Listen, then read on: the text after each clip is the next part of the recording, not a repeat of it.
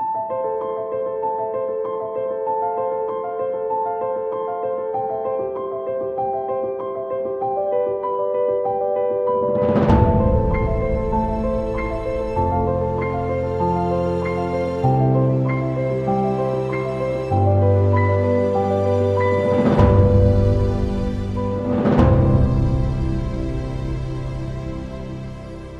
प्यारे बच्चों, कैसे हैं आप सभी लोग। स्वागत है आप सभी का फिर से आपके अपने channel Shri classes in nursing पर, जहां पर मैं मुकेश वैष्णव आपके लिए बायोलॉजी की क्लासेस के एमसीक्यू पैटर्न वाली जो सीरीज है वो ले आ चुका था। कुछ टाइम में बीच में गैप आ चुका था, किसी फैमिली रिलेटिव की जो थी डेथ हो चुकी थी। एक्चुअल में इस कारण से मैं नहीं आ पाया, बट अब अपनी क्लासेस कंटिन्यू कर लेंगे हम। और जहां पर आज का अपना जो लेक्चर है, यहाँ पर आज हम बात करने वाले हैं अपने चौथे लेक्चर में किसके बारे में, जहां हम पढ़ेंगे प्लांट किंगडम। जी, हमने इससे पहले बैक्टीरिया, प्रोटिस्टा, फंगस, लाइकेन वगैरह इन सब के बारे में देखा। आज का अपना लेक्चर रहेगा प्लांट किंगडम के बारे में, कि प्लांट किंगडम से रिलेटेड कौन कौन से चैप्टर्स के जो है, मतलब या कहेंगे प्लांट किंगडम के कौन कौन से क्वेश्चंस जो है वो इंपॉर्टेंट बनते हैं। क्लियर? तो इसी चैप्टर को हम स्टार्ट करते हुए बात करते हैं आज हम प्लांट किंगडम के बारे में, कि ये प्लांट वाले भाई साहब आपके लिए कितना बेनिफिशियल है, कितने क्वेश्चंस ये लेके आते हैं। तो देखो, इस चैप्टर में से आपके मैक्सिममली हम कहते हैं कि जो क्वेश्चंस बनते हैं, या तो वो एग्जांपल्स के बेस पे बने, या फिर वो उनकी रिप्रोडक्टिव स्टेजेस के बेस पर बने, या फिर वो उनके हैबिटेट के बेस पर बने, तो उनसे क्वेश्चंस बनने के चांसेस ज्यादा है। तो हमने ऐसे ही क्वेश्चंस उठाए हैं जो आपके लिए ज्यादा इंपॉर्टेंट बनते हैं। क्लियर? तो स्टार्ट करते हैं पहला क्वेश्चन से। फर्स्ट क्वेश्चन क्या है? पहला क्वेश्चन कहता है, भारतीय फाइकोलॉजी का पितामह किसे कहा जाता है? Who is considered the father of Indian phycology? किसको कहा गया? तो भारतीय फाइकोलॉजी बेसिकली वर्ड बना है, phycology is the branch of science in which we study about the plants. Generally हम कहते हैं जहां पर प्लांट के प्रोडक्ट्स वगैरह इन सब के बारे में, इनके बारे में अध्ययन करते हैं, उसको यहाँ फाइकोलॉजी से डिनोट किया गया है। तो इंडियन फाइकोलॉजी के जनक किसको माना गया है? तो इसके जनक माना गया है प्रोफेसर M.O.P. अयंगर। किसको माना गया है? Professor M.O.P. अयंगर। क्लियर है? तो और ये कहाँ के थे भाई साहब? ये थे मद्रास के। कहाँ के थे? मद्रास के। इनको फादर ऑफ इंडियन फाइकोलॉजी कहा गया। इन्होंने एक डिस्कवरी की थी, और वो डिस्कवरी थी, आप कहेंगे किसकी? हेट्रोट्राइकस टेरेस्ट्रियल एल्गी या एल्गा, जिसका नाम है फ्रिस्चिलेरिया।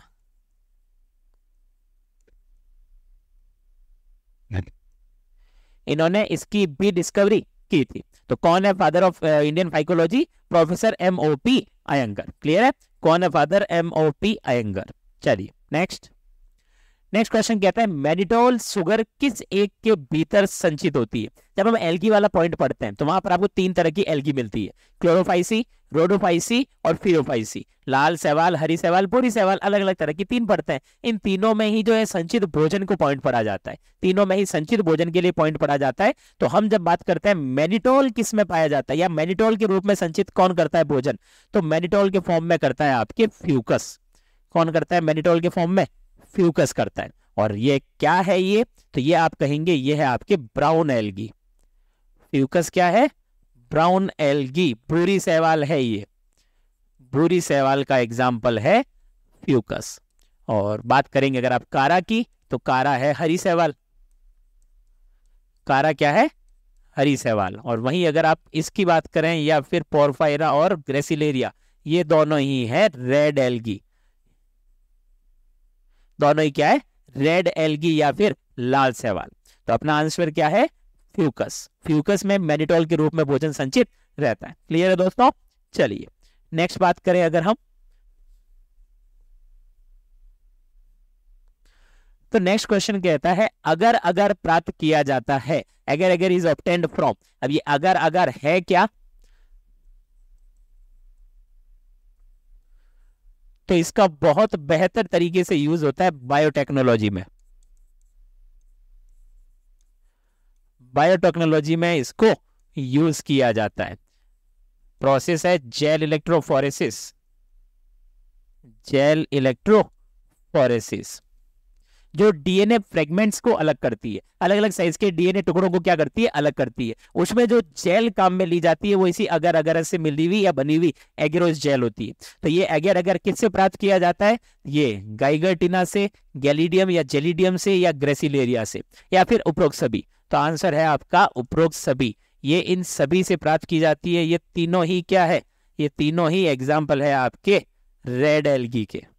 तीनों ही किसके एग्जाम्पल है, रेड एल्गी के, और तीनों से ही ये आपको मिलती है। क्लियर। चलिए नेक्स्ट क्वेश्चन। नेक्स्ट कहता है शैवालों में कोशिका भित्ति बनी होती है। शैवालों की जो कोशिका भित्ति है, अब शैवाल क्या है, पादप जगत का जंतु सदस्य है, और पादप जगत में कोशिका भित्ति की उपस्थिति सबसे प्रमुख लक्षण है। तो शैवालों में कोशिका भित्ति किसकी बनी होती है, algal have cell wall made up of किसकी, सेलुलोज, हेमीसेलुलोज, पेक्टिन्स, या फिर सेलुलोज, गैलेक्टन्स और मेनन्स, या हेमीसेलुलोज, पेक्टिन्स और प्रोटीन्स, और या फिर हम कहते हैं लास्ट ऑप्शन पेक्टिन, सेलुलोज और प्रोटीन्स। इनमें से आपका आंसर है बी, सेल्यूलोज, गैलेक्टन्स और मेनन्स। शैवालों की कोशिका भित्ति, क्योंकि पादप जगत में भी ये निम्नतम सदस्य है, यानी कि नीचे गिरे जाते हैं, इनको रखा जाता है थैलोफाइटा में। इससे आगे बढ़ते तो ब्रायोफाइटा, टेरिडोफाइटा, जिम्नोस्पर्म, एंजियोस्पर्म बनते हैं। तो हमें कहेंगे कि जो शैवालों की कोशिका भित्ति है किसकी बनी है, हम कहेंगे बनी है सेल्यूलोज, गैलेक्टन्स और मेनन्स, इन सब की बनी है। चलिए नेक्स्ट क्वेश्चन कहता है कि किन में अधिकांशतः बाह्य निषेचन होता है। एक्सटर्नल फर्टिलाइजेशन ज्यादातर किन में देखा जाता है। तो एक्सटर्नल फर्टिलाइजेशन का मतलब क्या है कि जो गैमेट्स का फ्यूजन है, गैमेट्स का फ्यूजन कहां हो रहा है, आउटसाइड द बॉडी। अब ये प्लांट है तो आउटसाइड द प्लांट बॉडी, तो बॉडी से बाहर होता है। तो इनके अंदर किस में देखा जाएगा, तो शैवाल, कवक, लिवरवर्ट्स या फिर मॉसिस, एल्गी, फंगस, लिवरवर्ट्स या मॉसिस। तो आप कहेंगे कि जो एल्गी है, शैवाल है, इनके अंदर आपको एक्सटर्नल फर्टिलाइजेशन या फिर बाह्य निषेचन देखने को मिलता है। बाकी फंगस ये तो पूरा के पूरा फंजाई किंगडम ही है, कवक जगत है ये तो पूरा,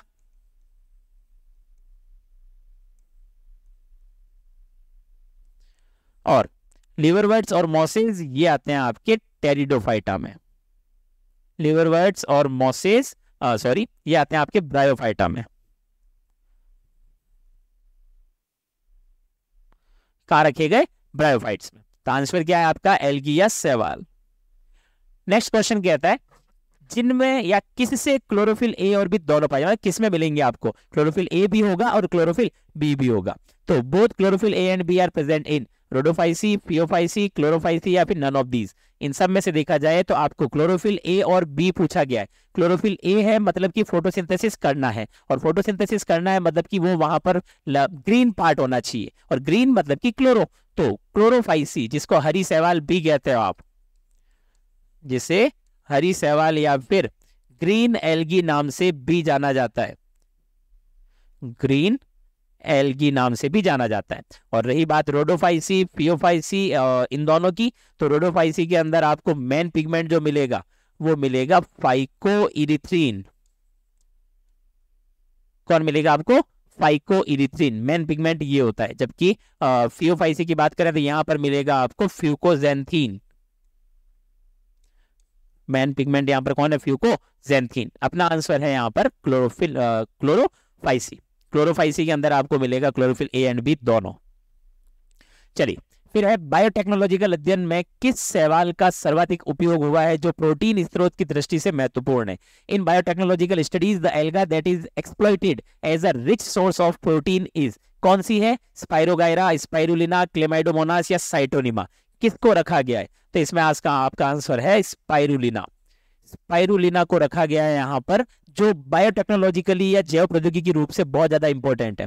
प्रोटीन का बहुत अच्छा सोर्स होता है स्पाइरुलिना। क्या है ये, प्रोटीन सोर्स। और बायोटेक को यही चाहिए, जहां से भी आप कहेंगे माइक्रो ऑर्गेनिज्म से अपना फायदा उठा सके, तो बायोटेक यही चाहती है। तो स्पाइरुलिना प्रोटीन सोर्स, इसमें ऑलमोस्ट 60% तक प्रोटीन प्रेजेंट होता है। इसकी बॉडी स्ट्रक्चर में कितना, 60% तक प्रोटीन प्रेजेंट रहता है। तो आंसर क्या है अपना, आंसर है आपके पास में स्पाइरुलिना। चलिए नेक्स्ट कहता है निवही शैवाल का एक उदाहरण कौन सा है और शैवाल जो गतिशील कॉलोनी बनाता है। An example of an colonial alga और एल्गा विच या algae which form motile colony. देखो सबसे पहले कॉलोनी या निवह का मतलब क्या होता है? निवह या जिसको हम कह रहे हैं कॉलोनी, तो इसका मतलब होता है जो ग्रुप में एक साथ रहते हैं। क्या मतलब हुआ इसका? जो ग्रुप में हो, एक साथ हो, एक कोशिकीय ना हो और कॉलोनी के फॉर्म में प्रेजेंट रहे। तो ऐसा आपको यहाँ क्लोरेला, वॉल्वॉक्स, यूलोथ्रिक्स या फिर स्पाइरोगाइरा, इनमें से कौन मिलेगा? तो इनमें से आपको मिलेगा वॉल्वॉक्स। वॉल्वॉक्स जो है ये कॉलोनियल फॉर्म में प्रेजेंट रहता है। ये आपको एकदम कॉलोनियल फॉर्म के अंदर प्रेजेंट मिलेगा, एक साथ में प्रेजेंट मिलेंगे, जिसको निवही एल्गी, निवही शैवाल या फिर कॉलोनियल एल्गा नाम से भी जाना जाता है। चलिए, कौन है? वॉल्वॉक्स। ओके, नेक्स्ट क्वेश्चन क्या कहता है? निम्न में से कौन सी शैवाल एंजियोस्पर्म से तुलना करने पर डिप्लॉन्टिक जीवन चक्र प्रदर्शित करती है? डिप्लॉन्टिक मतलब कि द्विगुणितक। तो comparable to angiosperms which of the following algae exhibits diplontic life cycle? कौन सी है जो डिप्लॉन्टिक जीवन चक्र को फॉलो करती है? तो इनमें से हम कहेंगे स्पाइरोगाइरा, एक्टोकार्पस, पॉलीसाइफोनिया या फिर फ्यूकस। कौन सी है? तो आपकी फ्यूकस जो है ये डिप्लॉन्टिक लाइफ साइकिल फॉलो करती है। जनरली आप अगर देखेंगे तो कहेंगे एल्गी का जो measure of the group members है, ज्यादातर जो सदस्य है एल्गी के, वो हैप्लॉन्टिक लाइफ साइकिल शो करते हैं, बट कुछ एक्सेप्शंस है जो डिप्लॉन्टिक या हैप्लोडिप्लॉन्टिक भी शो करते हैं। ज्यादातर जो शैवालें हैं वो कैसा अगुणितक जीवन चक्र देती है, लेकिन हमने कहा कि उनमें से कुछ जो है अपवाद स्वरूप, वहां पर आपको क्या मिलेगी? जो कि द्विगुणित जीवन चक्र भी शो करती है या फिर अगुणितक द्विगुणितक भी करती है। बट अपने क्वेश्चन के अकॉर्डिंग हमने कहा एंजियोस्पर्म से कंपेयर करो और देखो कौन है जो हैप्लॉन्टिक वाला डिप्लॉन्टिक शो करता है। तो अपना आंसर क्या है? फ्यूकस। और बात करें अगर स्पाइरोगाइरा की, तो अगर हम देखें स्पाइरोगाइरा, तो स्पाइरोगाइरा शो करता है हैप्लॉन्टिक लाइफ साइकिल।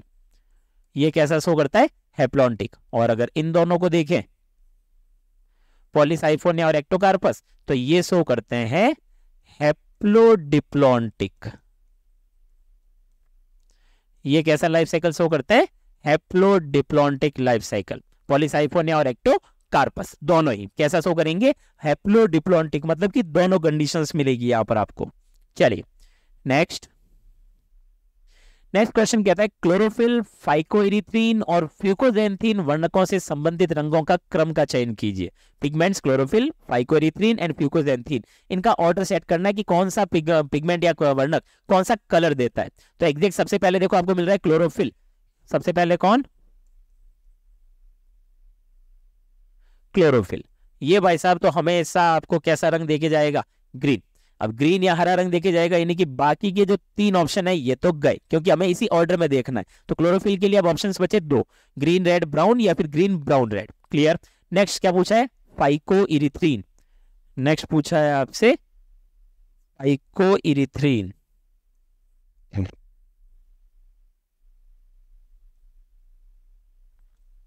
और फाइकोइरिथ्रिन वर्ड जो है, ये इरिथ्रिन वर्ड बहुत बार कह रहा है मैं हूं लाल, रेड कलर के लिए।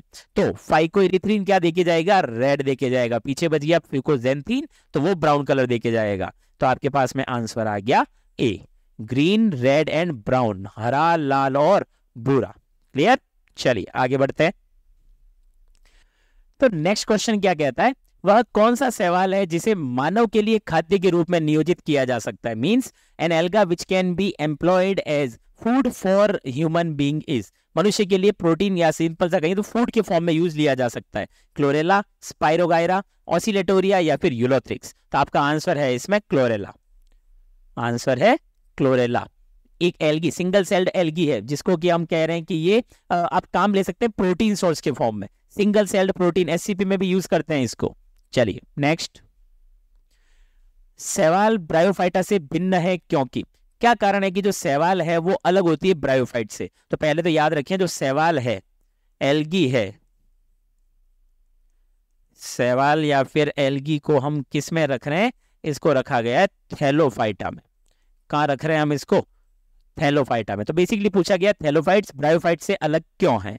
तो algae differ from bryophyta in possessing means कैसे, तो नग्न लैंगिक अंग या नेकेड सेक्स ऑर्गन्स, लैंगिक अंगों का बंद आवरण से घिरा रहना, sex organs covered with sterile covering, या फिर क्लोरोफिल ए एंड बी, या फिर एरोबिक रेस्पिरेशन। तो इनमें से कौन सा ऐसा पॉइंट है जिसके बेस पर आप एल्गी को अलग कर रहे हैं, आप क्या कर रहे हैं, एल्गी को अलग कर रहे हैं। तो नग्न लैंगिक अंग या नेकेड सेक्स ऑर्गन्स, ये वो पॉइंट है जो थैलोफाइटा के पास में एब्सेंट है जबकि ब्रायोफाइटा के पास में है।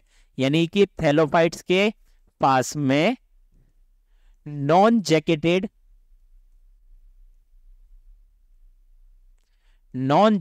सेक्स ऑर्गन्स प्रेजेंट होते हैं, जबकि ब्रायोफाइट्स के पास में जैकेटेड सेक्स ऑर्गन, जिनके पास में जनन अंगों के ऊपर आवरण मिलता है, आवृत जननांग मिलते हैं। लेकिन जो ब्रायोफाइट्स के अलावा सवाल है अपने पास में थैलोफाइट से, इनके पास में आपको अनावृत जननांग मिलेंगे। नॉन जैकेटिंग मतलब अनावृत जननांग, क्या मिलेंगे आपको, अनावृत जननांग मिलेंगे। क्लियर है। चलिए नेक्स्ट क्वेश्चन की तरफ बढ़ते हैं। अगला क्वेश्चन कहता है क्लेमाइडोमोनास सामान्यतः नहीं पाया जाता। तो क्लेमाइडोमोनास डज नॉट अकर इन, इनमें से कहां पर उसका हैबिटेट नहीं है, कहां पर नहीं मिलता है, तो ये आपको खारी जगहों पर, समुद्र में, ओशियंस में नहीं मिलता है। आंसर क्या है आपका, ओशियंस या फिर समुद्र, वहां पर क्लेमाइडोमोनास नहीं मिलता। बाकी क्लेमाइडोमोनास बहुत जगहों पर है। सबसे अधिक मात्रा में कहेंगे अलग अलग आवासों में पाए जाने वाला अगर कोई सदस्य है तो वो क्लेमाइडोमोनास है, बट ओशियंस में नहीं मिलता। नेक्स्ट क्वेश्चन, शैवालों में लैंगिक प्रजनन किसके निर्माण के फलस्वरूप होता है। Sexual reproduction in algae results in the formation of, शैवाल पादप जगत का सदस्य है, तो इनमें लैंगिक जनन किसके फलस्वरूप होता है, कौन सी ऐसी स्ट्रक्चर्स बनती है जिनके फलस्वरूप इसके अंदर क्या होता है, लैंगिक जनन। तो क्या ओविस्पोर, जूस्पोर, या फिर जाइगोट, या फिर जाइगोस्पोर। तो इसके अंदर आता है आपके आंसर जाइगोस्पोर। क्या बनता है, जाइगोस्पोर। कैसे है, तो जब गैमेट्स या युग्मक फ्यूज करते हैं, जब गैमेट्स फ्यूज होते हैं, युग्मकों का संलयन होता है, तो क्या बनता है, जाइगोट बनता है। और उसके ऊपर एक कवरिंग आ जाती है, एक प्रोटेक्टिव कवरिंग आ जाती है। उस स्टेज में हम उसको नाम दे रहे हैं जाइगोस्पोर। तो sexual reproduction in algae results in the formation of zygospore. Next, उभयलिंगाश्रय पादप कारा किसके होने को दर्शाता है। Monoecious plant of Chara shows occurrence of, उभयलिंगी या मोनोसियस मतलब कि ऐसा प्लांट जिसमें एक ही प्लांट के ऊपर आपको मेल स्ट्रक्चर और फीमेल स्ट्रक्चर दोनों मिल जाएगी, एक ही प्लांट के ऊपर आपको मेल और फीमेल स्ट्रक्चर दोनों ही मिल जाएगी। तो अब कारा में ऐसा क्या मिलेगा, कौन सी, तो कारा वैसे भी एल्गी के अंदर हम सबसे अलग रख रहे हैं क्योंकि बाकी सारी एल्गी जो है वो होती है यूनिसेलुलर और non jacketed sex organ, but कारा के पास में मल्टी सेलुलर और जैकेटेड सेक्स ऑर्गन होते हैं। कारा के पास में क्या मिलेंगे आपको, सबसे पहला तो मल्टी सेल्यूलर और साथ में जैकेटेड सेक्स ऑर्गन, क्या मिलेंगे साथ में, जैकेटेड सेक्स ऑर्गन। क्लियर। तो अब अपने पास ऑप्शन है कि इनमें से कौन है जो कारा के लिए है। तो ऊपर की ओर अंडदानी तथा नीचे की ओर पूदानी एक ही पौधे पर, एक ही पौधा तो होना है क्योंकि मोनोसियस प्लांट है, एक लिंगाश्रयी है। तो ऊपर उगोनियम, अपर उगोनियम and lower antheridium on the stem plant, उगोनियम female structure और एंथ्रीडियम मेल स्ट्रक्चर। तो ये पॉइंट सही है कि कारा के अंदर ऊपर की तरफ तो मिलेगा आपको अंडदानी या फिर उगोनियम फीमेल स्ट्रक्चर और नीचे की तरफ मिलेगी पूदानी या एंथ्रीडियम या फिर मेल स्ट्रक्चर। क्लियर। चलिए नेक्स्ट आता है गलत कथन को चुनिए। अब गलत कथन इसमें से चुनना है आपको, क्या है कि रॉन्ग स्टेटमेंट, क्लेमाइडोमोनास सम युग्मन और विषम युग्मन दोनों को दर्शाता है तथा फ्यूकस अंड युग्मन को दर्शाता है। Chlamydomonas exhibits both isogamy and anisogamy and Fucus shows oogamy. ये हम गेमिट्स के बेस पर ये अलग अलग हम टाइप्स पढ़ते हैं, क्या है कैसे है। फिर सम युग्मक रचना कार्य तथा व्यवहार में समान होते हैं, सही है। Isogametes are similar in structure function and behaviour, okay सही है। विषम युग्मक रचना कार्य व्यवहार में भिन्नता दर्शाते हैं, तो इसीलिए तो विषम युग्मक है। Anisogametes differ either in structure function और the behaviour, okay. Next, oomycetes में मादा युग्मक अपेक्षाकृत छोटा और चल होता है जबकि नर युग्मक बड़ा और अचल होता है। ये स्टेटमेंट गलत है कि in oomycetes female gametes is smaller and motile while the male in male gametes is larger and non motile, ऐसा नहीं होता है। जो उस कंडीशन में बात करते हैं तो जो फीमेल गैमिट होता है, फीमेल गैमिट हमेशा साइज में लार्ज और नॉन मोटाइल होंगे। फीमेल गैमिट्स कैसे होते हैं? साइज में लार्ज और नॉन मोटाइल, जबकि मेल गैमिट्स की बात करें तो वो साइज में होते हैं स्मॉल, जबकि मोटाइल यानी कि गतिशील होते हैं। तो अपना आंसर क्या है? D, oomycetes. Clear? Okay, next question. चित्र में ABCD का अवलोकन कीजिए तथा निम्नलिखित में से विकल्प का चयन, सभी सही है, वो जो विकल्प चुनना है आपको जिसके अंदर सभी सही हो। तो observe the diagram ABCD in which one of the four options all the items are correct. Diagram देखना है, डायग्राम के अकॉर्डिंग हम उसमें आइडेंटिफाई करेंगे कि कौन से ऑप्शंस या कौन सा वाला जोड़ा सही है। तो डायग्राम जब देखा तो सबसे पहले मुझे ये गोल गोल सी कॉलोनी दिखी, और ये कॉलोनी मेरे को बोली मैं हूं वॉलवॉक्स। कॉलोनी मेरे को देखते ही बोला मैं क्या हूं? वॉलवॉक्स। मैंने कहा बहुत बढ़िया, एक ऑप्शन तो क्लियर हुआ कि वॉलवॉक्स सबसे पहला आना चाहिए। सेकंड, थर्ड, इनमें थोड़ा सा दिक्कत लगी, तब तक मुझे डी दिख गया, और डी मेरे को बोला यार मैं सबसे अलग वाली एल्गी हूं, मतलब कारा हूं। तो डी ऑप्शन होना चाहिए कारा। तो डी ऑप्शन क्या होना चाहिए? कारा। तो फर्स्ट में वॉलवॉक्स और डी में कारा। अब बचा आपके पास क्लेमाइडोमोनास। कौन है? सेकेंड ऑप्शन, बी वाला जो है क्लेमाइडोमोनास। क्या है? एक सिंगल सेलुलर ऑर्गेनिज्म है ये। तो ये हो गया क्लेमाइडोमोनास, और लास्ट बचा सी आपकी, ये हो गया लेमिनेरिया। तो आंसर क्या है आपके पास में? डी। आंसर कौन सा है आपका? डी। चलिए, स्पाइरोगायरा में जाइगोस्पोर के अंकुरण की प्रक्रिया में कितने अगुणित केंद्रक भाग लेते हैं? स्पाइरोगायरा में जाइगोस्पोर के अंकुरण की प्रक्रिया में, क्या हम स्पाइरोगायरा जब पढ़ते हैं तो जाइगोस्पोर का जो अंकुरण होता है उसके अंदर कितने भाग लेते हैं? उसके अंदर गैमेट्स या फिर युग्मक कितने पार्ट लेते हैं? Clear?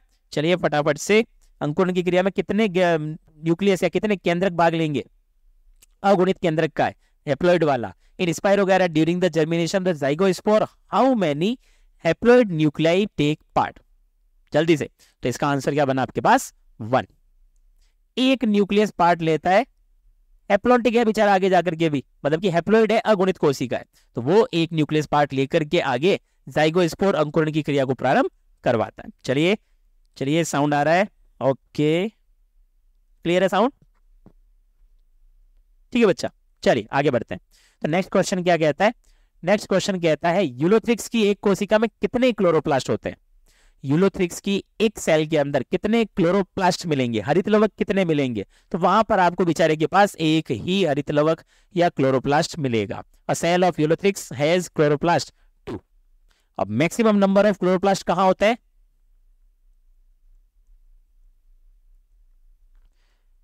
Maximum number of chloroplast कहां मिलते हैं आपको?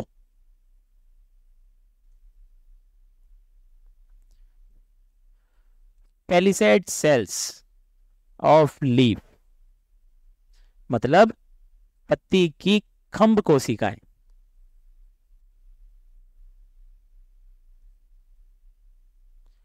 पत्ती की खंभ उत्तक कोशिकाओं में हाईएस्ट नंबर ऑफ क्लोरोप्लास्ट देखने को मिलते हैं। और यहां पर अपना आंसर क्या है? सॉरी, ऊपर हमने 2 लगा दिया, कितना मिलेगा? 1। ऑप्शन थोड़े ऊपर नीचे हो चुके हैं। तो यूलोथ्रिक्स की एक कोशिका में कितने क्लोरोप्लास्ट मिलेंगे? 1। क्लियर? चलिए थोड़ा करेक्शन कर लेंगे आप इसमें, ऑप्शन देख लीजिएगा कहां पर दिया हुआ है। फिर एक कौन सा ब्रायोफाइटा सबसे बड़ा होता है? Which is the largest bryophyte? तो फ्यूनेरिया, मार्केंसिया, मेगासिरोस या डोसोनिया? तो आपका आंसर है यहां पर डोसोनिया। आंसर क्या है? डोसोनिया, जो सबसे बड़ा ब्रायोफाइट है। चलिए, भारतीय ब्रायोलॉजी के पितामह का सम्मान निम्न में से किसे दिया जाता है? Who amongst the following is regarded as the father of Indian bryology? Bryology क्या है? Study of bryophytes. ब्रायोलॉजी क्या? Study of bryophytes. क्लियर? अब ब्रायोलॉजी के इंडियन बायोलॉजी के फादर कौन है? तो वहां पर है आपके प्रोफेसर SR कश्यप। कौन है? Professor SR Kashyap, Indian bryology के फादर। स्टडी ऑफ ब्रायोफाइट्स को हम ब्रायोलॉजी के अंदर रखते हैं, ब्रांच है ये, और इंडियन बायोलॉजी के फादर है प्रोफेसर SR कश्यप। चलिए, गेमेटोफाइट पीढ़ी प्रभावी होती है, gametophytic generation is dominant in, किसके अंदर आपको गेमेटोफाइट जनरेशन प्रभावी मिलेगी? तो हम जनरली एक टॉपिक पढ़ते हैं, अल्टरनेशन ऑफ जनरेशन, या फिर जिसको हम कहते हैं पीढ़ी एकांतरण।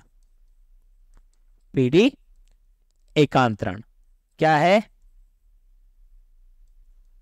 Alternation of generation. तो कैसे क्या है? तो इसके अंदर हम कहते हैं एक अगर मेन प्लांट बॉडी अगर गैमेटोफिटिक है तो वो गैमेट्स बना करके आगे जाके क्या बनवाएगा? Sporophytic generation. क्या बनवाएगी? Sporophytic generation. गैमेटोफिटिक जनरेशन होती है हैप्लॉइड, जबकि स्पोरोफिटिक होती है डिप्लॉइड, जो वापस आगे जाके क्या बनाएगी? गैमेटोफिटिक। अल्टरनेटली चलता रहता है दोनों के दोनों, इसको हम पीढ़ी एकांतरण नाम से जानते हैं। तो गैमेटोफिटिक जनरेशन इज डोमिनेंट या गैमेटोफाइट जनरेशन किस में प्रभावी होगी? तो आपको इन सब के अंदर से मिलेगी वो ब्रायोफाइट्स में। रिक्सिया, रिक्सिया मार्केंसियस के एग्जांपल आते हैं, इनके अंदर हमें देखने को मिलेगी, हाँ इनके अंदर आपको देखने को मिलेगा क्या? Gametophytic generation. इनमें आपको गैमेटोफिटिक जनरेशन मिल जाएगा। चलिए नेक्स्ट। और अगर इन तीनों की बात करें तो इनके अंदर आपको मिलेगी स्पोरोफिटिक बीजाणुद्भिद अवस्था। कौन सी? स्पोरोफिटिक, या जिसको हम कह रहे हैं बीजाणुद्भिद अवस्था। और वो कैसी होती है? 2n। जबकि गैमेटोफिटिक कैसी होती है? n। आंसर है आपका ब्रायोफाइट्स, रिक्सिया के अंदर देखने को मिलता है। चलिए नेक्स्ट क्वेश्चन। ब्रायोफाइट्स शैवालों से पृथक होते हैं क्यों? कि bryophytes can be separated from alga because they, अब इनमें से कौन से पॉइंट है जिनके बेस पर वो अलग होते हैं? तो एक एक पॉइंट कवर कर लेते हैं कि ये थैलोइड अवस्था में होते हैं, आर थैलोइड फॉर्म्स, ये सेम है, ये इनमें कोई दिक्कत नहीं है। ब्रायोफाइट्स और जो थैलोफाइटा या एल्गी है, दोनों की प्लांट बॉडी को हम थैलस कहते हैं, क्योंकि इनमें रूट स्टेम लीव्स डेवलप्स नहीं होते, वो इतना ज्यादा विकसित नहीं होते, तो ये पॉइंट सही है। नेक्स्ट, इनमें संवहन उत्तक तंत्र नहीं पाए जाते। संवहन उत्तक तंत्र या conducting tissue means xylem and phloem, तो ना तो एल्गी के पास में है और ना ही ब्रायोफाइट्स के पास में, दोनों के पास में आपको संवहन उत्तक या वेस्कुलर टिश्यू देखने को नहीं मिलेंगे। क्लियर है? फिर नेक्स्ट बढ़े तो ये आर्किगोनिया धारण करते हैं, पोजेज आर्किगोनिया, ये पॉइंट अलग है। ब्रायोफाइट्स के पास तो ये ऑप्शन है, लेकिन एल्गी के पास में ऐसा ऑप्शन नहीं है।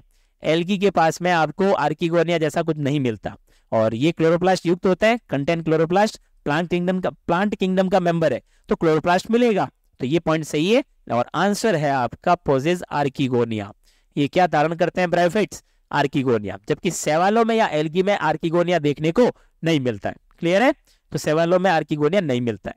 नेक्स्ट, भारत में ऐसा स्थान जिसे लीवरवर्ट्स का गोल्डन माइन नाम से जाना जाता है, which place in India is called the golden mine of लीवरवर्ट्स?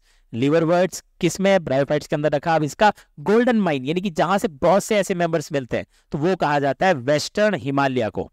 किसको कहा गया है? पश्चिमी हिमालय या फिर वेस्टर्न हिमालयाज को कहा गया है गोल्डन माइन ऑफ द लीवरवर्ट्स। चलिए, पादप जगत का उभयचर किसे कहा जाता है? विच of the following is called amphibians of the plant kingdom?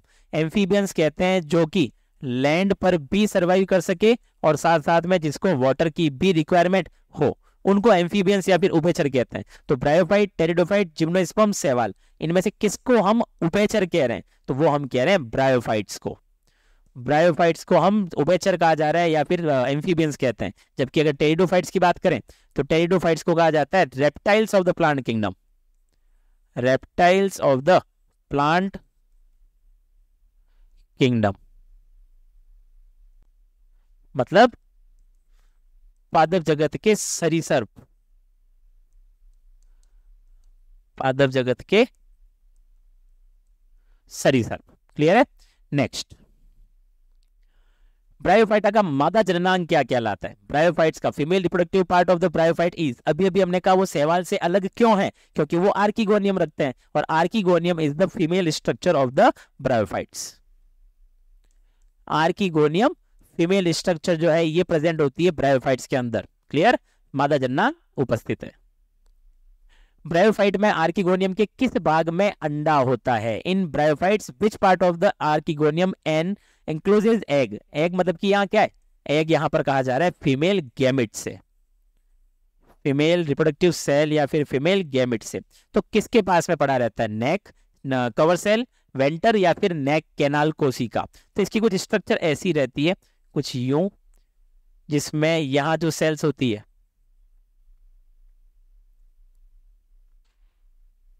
तो इनको, इस पोर्शन को नेक कहते हैं।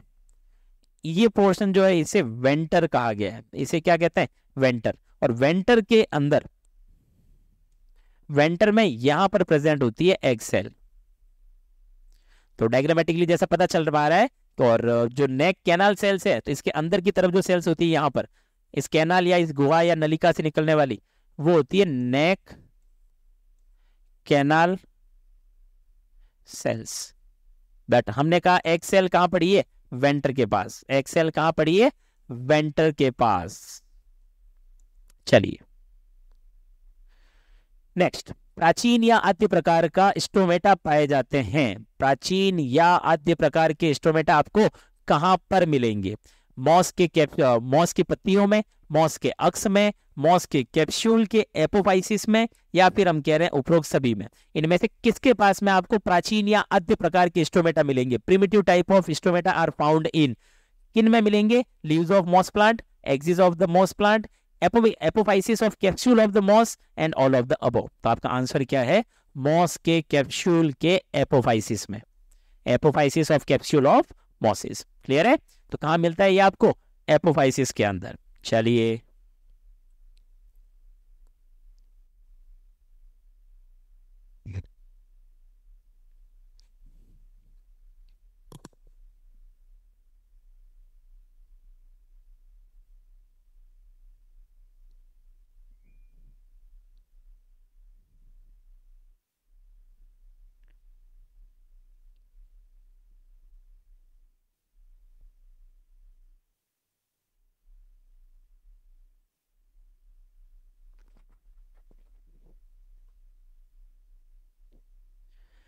तो बढ़ते हैं अगले क्वेश्चन की तरफ।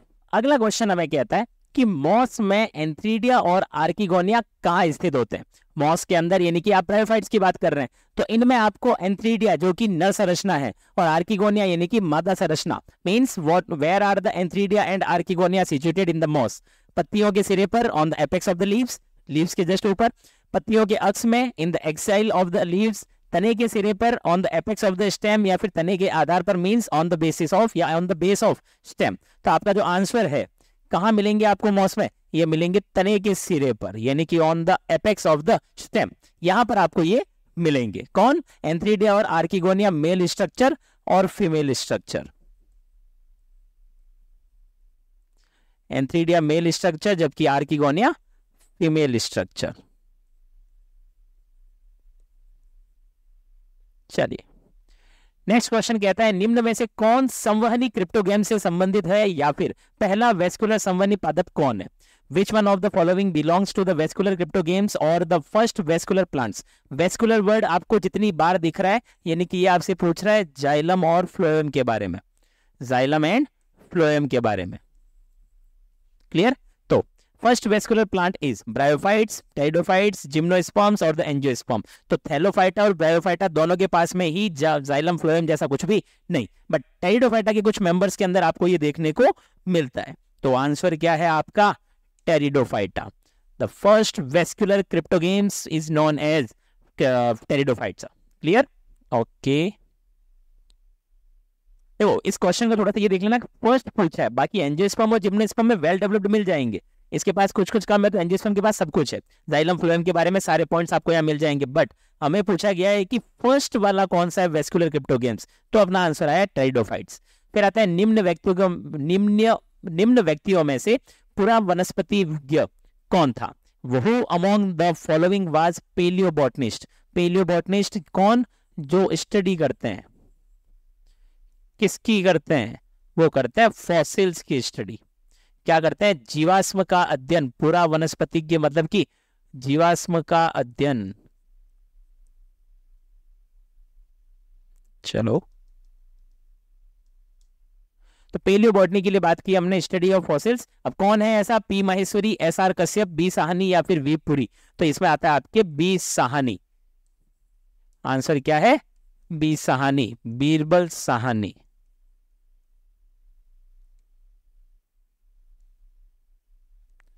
बीरबल साहनी।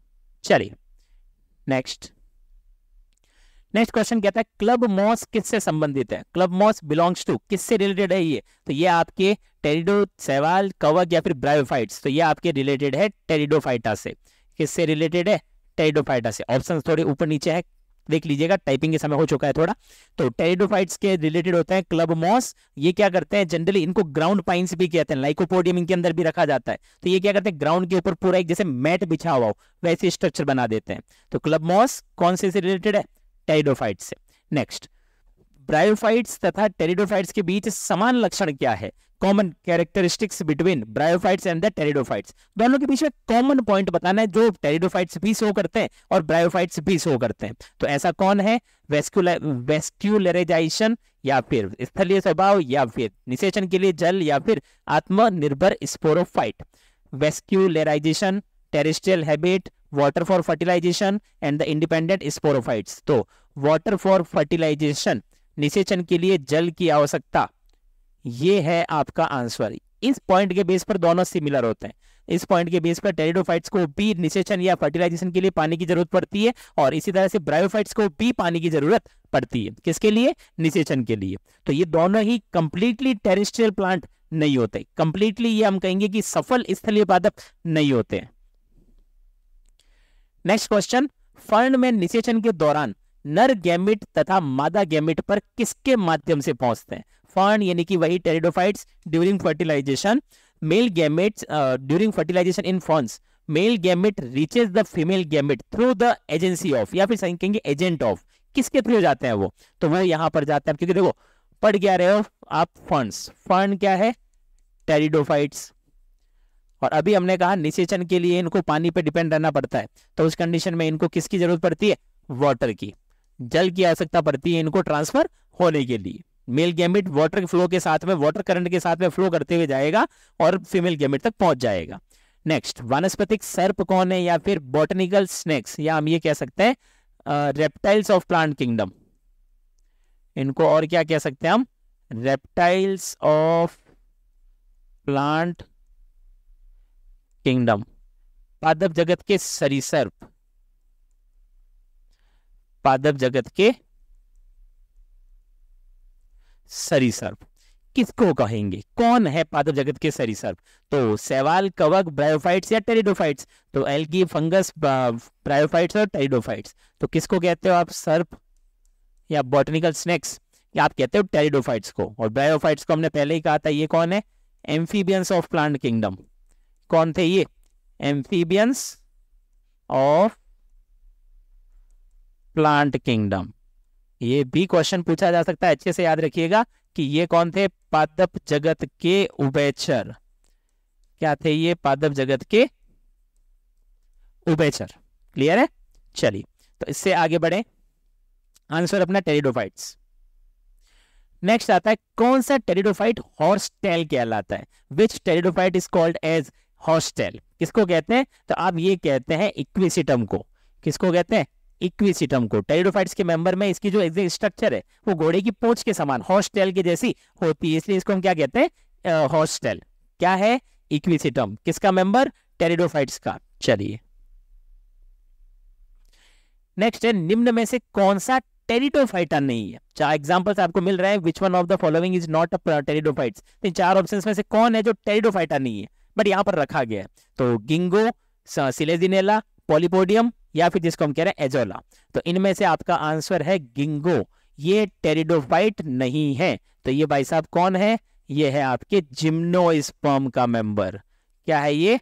जिम्नोस्पर्म का मेंबर है। तो आंसर क्या है आपका? गिंगो। ये हम कह रहे हैं कि टेरिडोफाइट्स में नहीं है। नेक्स्ट, टेरिडोफाइट्स ड्रायोप्टेरिस में मियोसिस किस समय पर होता है? तो टेरिडोफाइट्स या फिर ड्रायोप्टेरिस के अंदर मियोसिस किस समय पर होगा, यानी कि अर्धसूत्री विभाजन।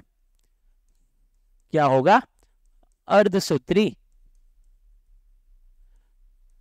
विभाजन किस टाइम पर होता है? गैमेट फॉर्मेशन के टाइम पर, गैमेट फॉर्मेशन या गैमेट निर्माण, स्पोर फॉर्मेशन, स्पोर निर्माण के समय, प्रोथैलस निर्माण के समय, फॉर्मेशन ऑफ प्रोथैलस, या फिर लैंगिक अंगों के निर्माण के समय means formation of sex organs. इनमें से किस टाइम पर मियोसिस या अर्धसूत्री विभाजन होता है? तो दोस्तों अर्धसूत्री विभाजन होता है इनमें स्पोर निर्माण के समय। किस समय होता है? स्पोर निर्माण के समय। तो इनके पास में हर स्पोरेंजियम के अंदर, प्रत्येक स्पोरेंजियम या जिसे हम कह रहे हैं बीजाणुधानी में कितनी मिलेगी आपको? 16 बीजाणु मात्र कोशिका। क्या मिलेगी? 16 बीजाणु मात्र कोशिका, मतलब कि स्पोर मदर सेल मिलेगी। अब इनमें जब आगे आप कहेंगे कौन सा विभाजन हो रहा है? अर्धसूत्री विभाजन हो रहा है, यानी कि मियोसिस हो रहा है। तो मियोसिस में एक मदर सेल से 4 डॉटर सेल्स बनती है, तो यहाँ 16 मदर सेल्स है, तो इससे कितनी? 64 स्पोर्स का फॉर्मेशन होगा। और ये स्पोर्स कैसे होंगे? अगुणित होंगे, हैप्लॉइड होंगे। N clear? तो आंसर है आपका स्पोर फॉर्मेशन के टाइम पर टेरिडोफाइट्स या ड्रायोप्टेरिस के अंदर मियोसिस देखने को मिलता है। फिर है फर्न की स्पोरेंजियम में स्पोर्स की संख्या कितनी है? अभी अभी हमने इसके बारे में बात की है कि अगर स्पोर मदर सेल, हर एक स्पोरेंजियम में बीजाणु मात्र कोशिका या स्पोर मदर सेल कितनी थी? 64। अब 64 है, 1 से 4 बनते हैं, तो 16 से कितने बनेंगे? 64। तो स्पोर्स का नंबर कितना होता है? 64। क्योंकि मदर सेल का नंबर है आपके पास 16, तो इससे आप कहेंगे एक सेल 4 बनाएगी तो 16 से 64 बन जाएंगे। चलिए, फिर निम्न में से कौन सा एक जीवित जीवाश्म है? विच of the following is living fossil? Living fossil पूछा गया। पाइनस, गिंगो बाइलोबा, थूजा या देवदार? इन सब में से आप कहेंगे गिंगो biloba is the living fossil. ये क्या है आपके पास? लिविंग फॉसिल है, जीवित जीवाश्म है। और ये सब भाई साहब किसके मेंबर्स है? ये रखे हुए हैं आपके पास किसमें? जिम्नोस्पर्म्स में। जिम्नोस्पर्म के मेंबर कम है, बट जितने हैं ऑलमोस्ट वो डिस्ट्रीब्यूटेड है, अलग अलग रीजन्स में पाए जाते हैं। और इनके जो कुछ मेंबर्स हैं वो क्या होते हैं? जीवित जीवाश्म। जब से बने तब से लेकर आज तक उनमें कोई विशेष संरचना में परिवर्तन नहीं आया, या हम यूं कहेंगे उनमें चेंजेस नहीं आ रहे, इवोल्यूशन नहीं हो रहा। तो गिंगो बाइलोबा। चलिए, पाइनस का मेल कॉर्न जो होता है किसका रूपांतरण है? The male cone of pinus is modified in cone, या जिसको हम कह रहे हैं शंकु। तो मेल स्ट्रक्चर जो होती है इसमें कॉर्न शेप्ड होती है, इस कारण उसको मेल कॉर्न या फिर शंकु कहा गया है। अब वो किसका मॉडिफिकेशन या रूपांतरण है? लॉन्ग सूट का, लंबी सूट, सूट अर्थात प्ररोतंत्र के लिए। निडल की पत्तियां, निडल यानी कि जो पॉइंटेड निडल्स होती है, पॉइंटेड लीव्स होती है, उनसे ड्वार्फ सूट्स या फिर नन ऑफ द अबव। तो ये किसका मॉडिफिकेशन होता है? बॉनी सूट का, एक छोटे तने समान संरचना या छोटे डंडे जैसी स्ट्रक्चर, या सूट जनरली प्ररोह भाग को कहते हैं। तो ड्वार्फ सूट्स के थ्रू। Next, Pinus produces. अब इनमें से हम कहेंगे पाइनस क्या है? ये पॉइंट जो दे रखे हैं, पाइनस का कैरेक्टर कौन सा है, किसको हम पाइनस के कैरेक्टर में मान रहे हैं? तो इसमें आप कहेंगे बीज उत्पन्न नहीं करते, गलत है, पाइनस ऐसा नहीं होता। बीज उत्पन्न करता है, पुष्प उत्पन्न करते हैं, पाइनस वो भी नहीं करता, एंजियोस्पर्म करता है। फिर संवहन उत्तक उत्पन्न नहीं करते, जाइलम फ्लोएम नहीं बनते, बट पाइनस जिम्नोस्पर्म का मेंबर है, इसमें संवहन उत्तक होते हैं। बट कोन्स में नग्न बीज उत्पन्न करना, ये है आपका आंसर, नेकेड सीड कोन्स। जबकि एंजियोस्पर्म पाइनस किसका मेंबर है? जिम्नोस्पर्म का। और यहां पर आपको नेकेड नहीं मिलेंगे, यहां पर आपको कवर्ड मिलेंगे।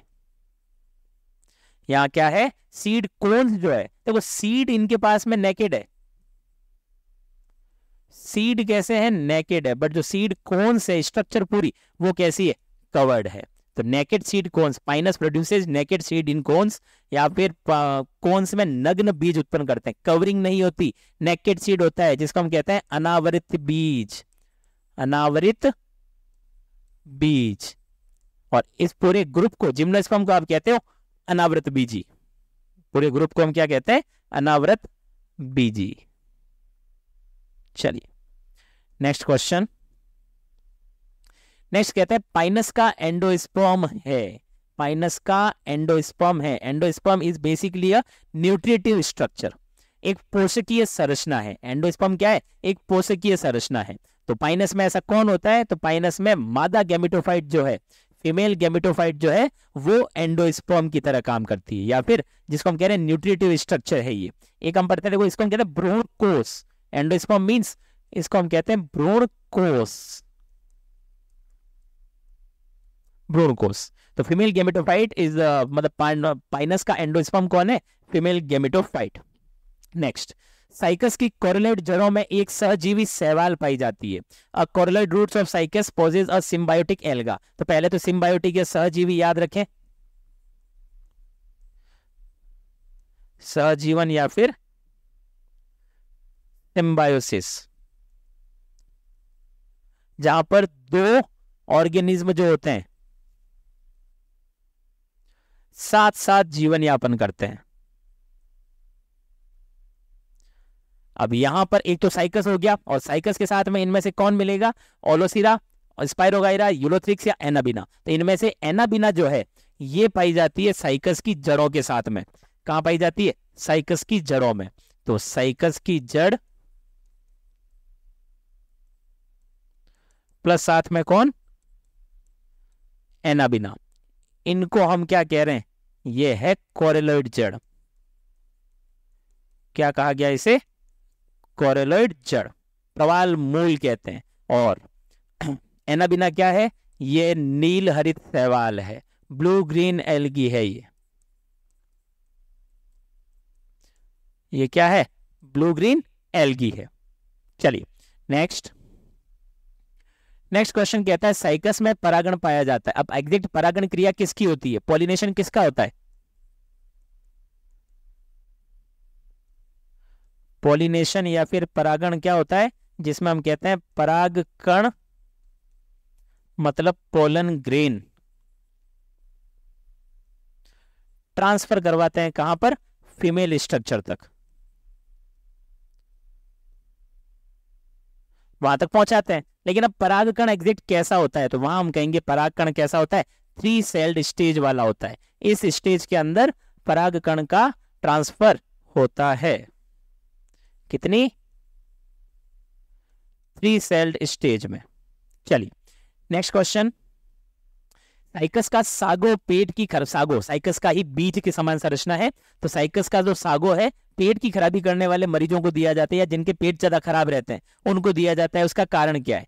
Sago of cycas is given to patient with stomach disorders because it is. क्यों दे रहे हैं? क्या ये सस्ता होता है, या कम स्टार्च के कारण आसानी से पच जाता है, स्वादिष्ट होता है, या पोषण की दृष्टि से अच्छा होता है?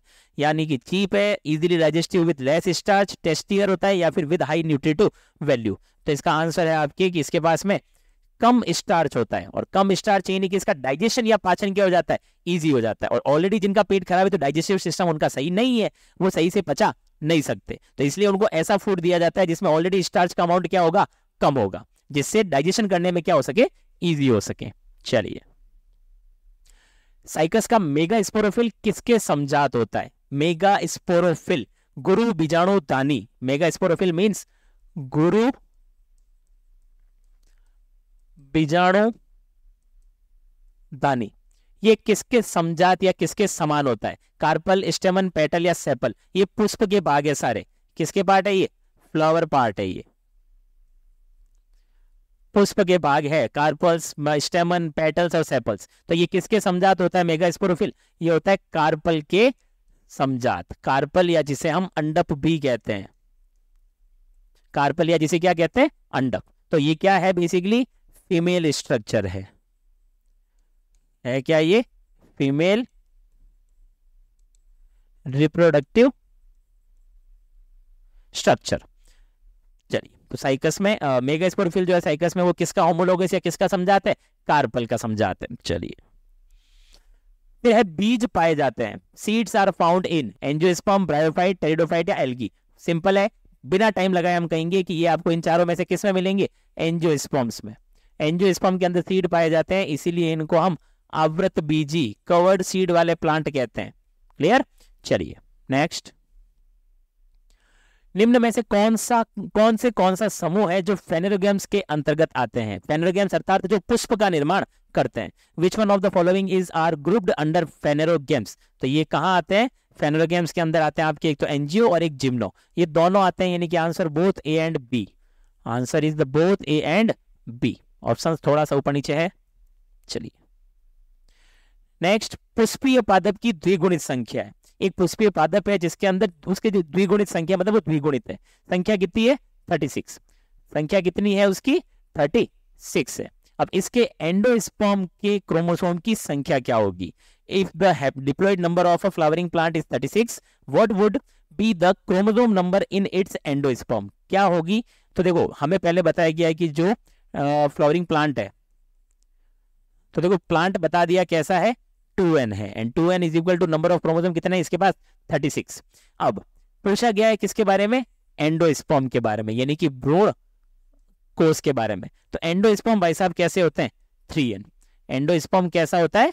3n होता है। अब हमें 2n पता है 36 है, तो इस हिसाब से n इसका हाफ कर दो आप। n कितना हो गया?